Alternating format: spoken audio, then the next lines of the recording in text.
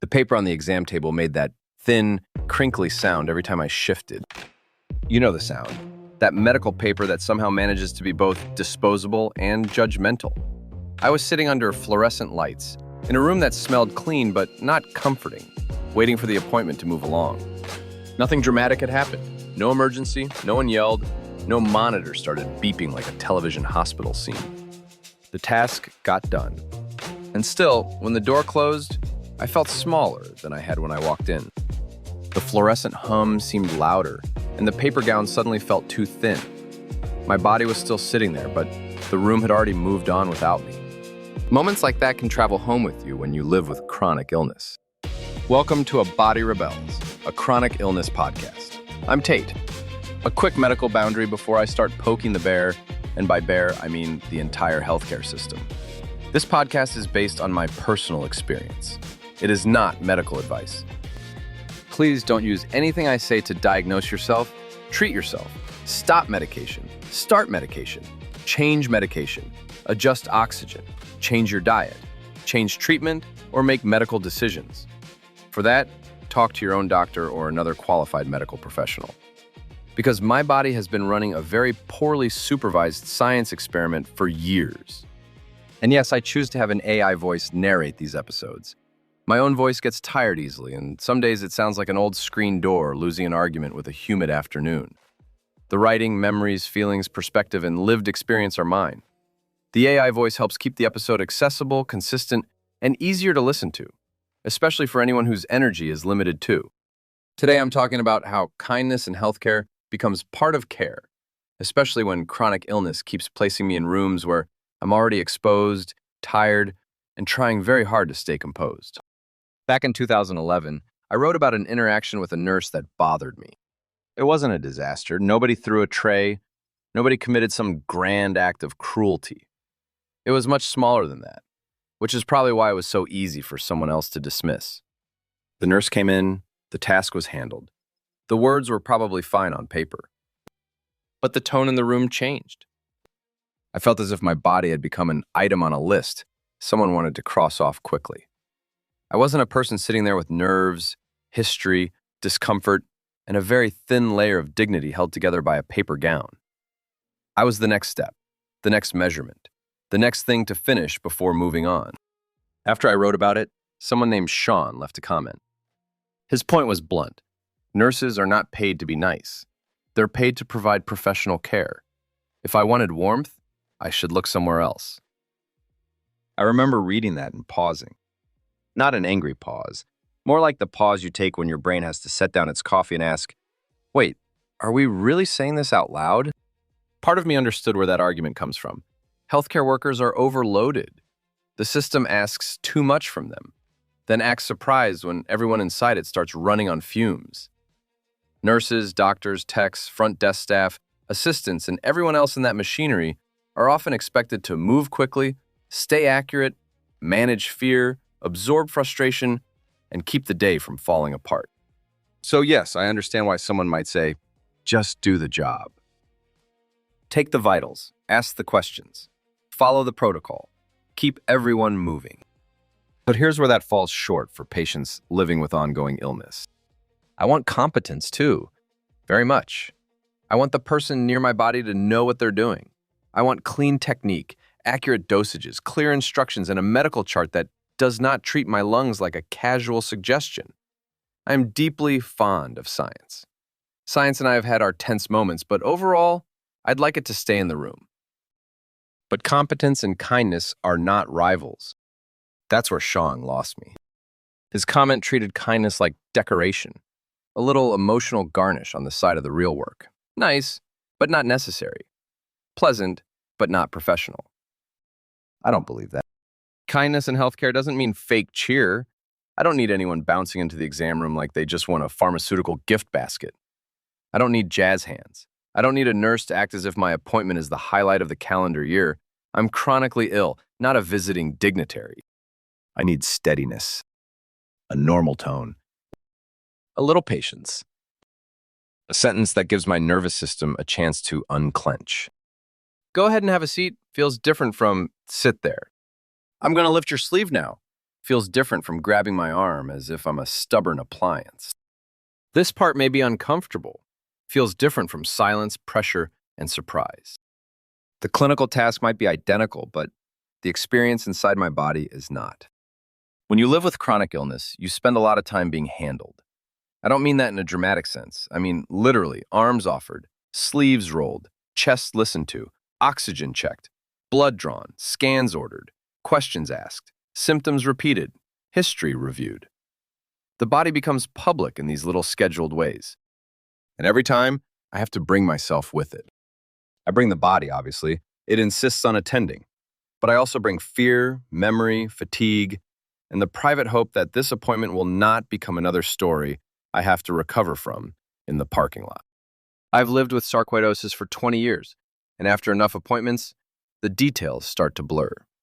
Dates, offices, parking lots, insurance cards, waiting room chairs, the television in the corner playing something nobody chose. After a while, medical rooms become part of the map of your life, not places you visit once and forget, places you learn by smell, sound, and routine. The soft knock before the door opens. The snap of gloves. The mouse clicking while you're still answering a question.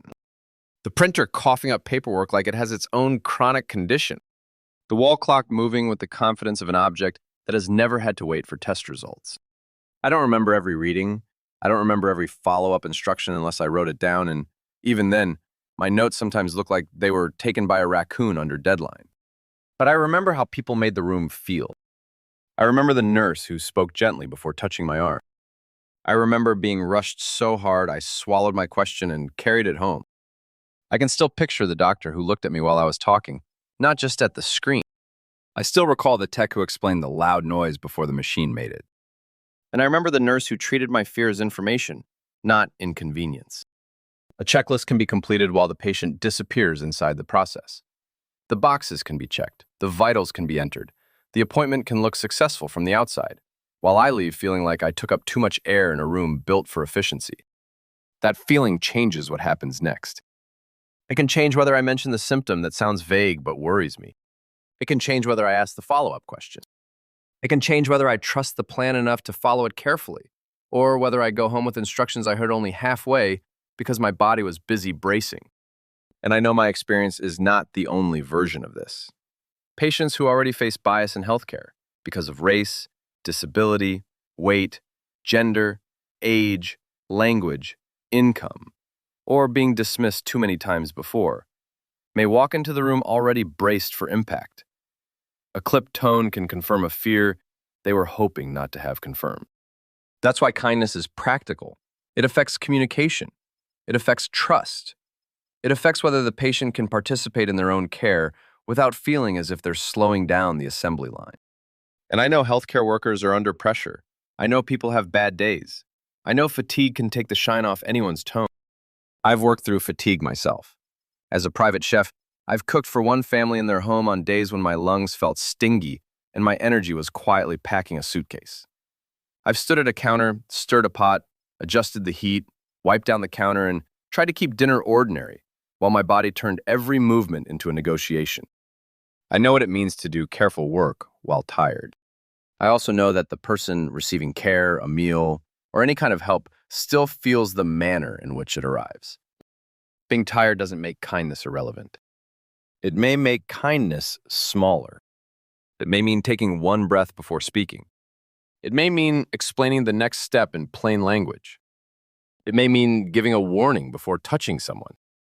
It may mean letting a patient ask the question twice because fear ate the answer the first time. That isn't extra. That's care, reaching the person in the chair. And that's the part I think gets missed when people talk about professionalism as if it requires emotional distance. Professionalism is not coldness. Professionalism is not speed with a badge on it. Professionalism is doing the work well while remembering that the person in front of you is having an experience, not just receiving a service. Healthcare is intimate, even when everyone acts casual about it. Someone asks about your body before you've even had a decent handshake. Someone checks your oxygen. Someone listens to your chest. Someone asks you to describe pain on a scale, as if pain has ever respected numbers. Someone tells you what your body is doing, what it might do next, and what fresh nonsense has appeared on a scan. That access should come with care, not perfection, not theatrical tenderness. Just enough humanity to keep the room from turning into a processing center.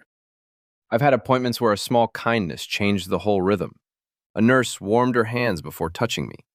A doctor paused long enough for me to gather my next sentence. A technician told me exactly how long the scan would take and what sound I'd hear first. No one cured me in those moments. No one solved the larger problem, but my body stopped bracing so hard. That can change 5 minutes. And sometimes 5 minutes is the piece I need to get through. On the other side, I've had encounters where nothing was technically wrong, and I still left feeling scraped. A sharp tone, a rushed movement, a question asked as if the answer was already annoying. The clinical record would never show that. There's no checkbox for patient left feeling like furniture.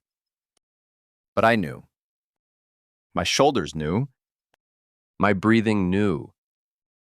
My silence on the drive home knew. That's why I reject the idea that kindness is separate from care.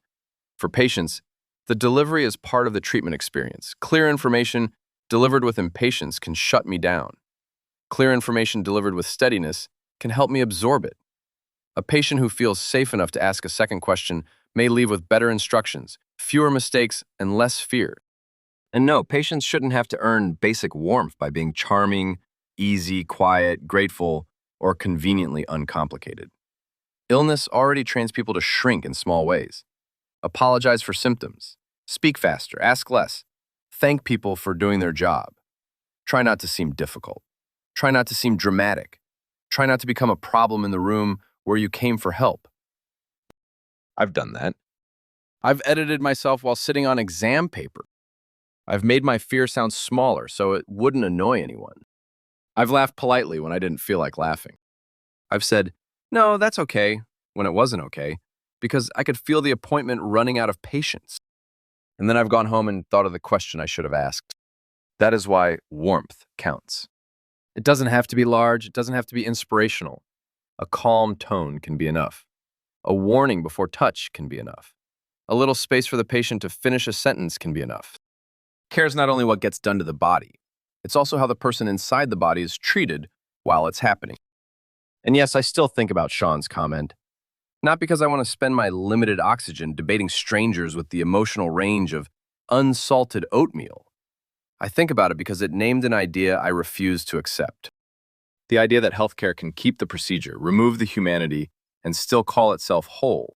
Not for me. Not after 20 years of appointments, scans, forms, results, waiting rooms, and the particular exhaustion of trying to remain polite while my body keeps generating medical plot twists. With sarcoidosis, unpredictability is not a creative flourish. It's often the next appointment. Kindness won't fix sarcoidosis. It won't erase uncertainty. It won't make insurance paperwork suddenly readable by normal humans. It won't make a hard appointment easy. But it can make the room less sharp. It can keep a frightened person from feeling foolish. It can give someone enough air to ask the question they were about to swallow. And sometimes in healthcare, that small opening is where the real conversation begins. So this episode is for the people in healthcare who still bring steadiness into difficult rooms. The ones who explain before they touch. The ones who don't punish fear. The ones who know that a patient can be brave and still need gentleness. And it's also for anyone who has ever left an appointment carrying the weight of a tone, a look, a rushed sentence, or a silence that followed them all the way back to the car. You weren't being too sensitive. Your body noticed what happened. Mine has too. I'm Tate, and you've been listening to A Body Rebels, a chronic illness podcast. I'm glad you spent this time with me. If this episode brought up something personal for you, you can visit abodyrevels.com.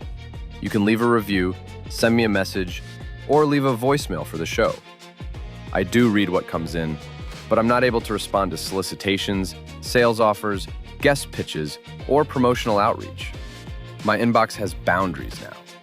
Growth is a beautiful thing. Please follow the show, share it with someone who might need it, and rate or leave a review on Apple Podcasts. New episodes drop every Tuesday and Friday, because apparently my body rebels on a schedule, and I've decided to make content out of it. And if you're able, please consider supporting the Foundation for Sarcoidosis Research, or FSR, at stopsarcoidosis.org. Your support helps fund research that could change the medical plot twists for so many of us. I'll put the link in the show notes so you don't have to remember it while folding laundry, driving, or pretending you're only going to lie down for 10 minutes. Tiny pronunciation stop before I let you go. It's sarcoidosis, not sarcoidosis. Sarcoidosis. Koi, like the fish. Except this koi comes with specialists, scans, and paperwork that asks for your medication list again, even though you just handed it to someone. After 20 years of living with this disease, the mispronunciation has become a small pet peeve with excellent job security. I'm not proud, I'm just accurate. Until next time, be well, keep breathing, and remember, sarcoidosis is only rare until you're the one living with it.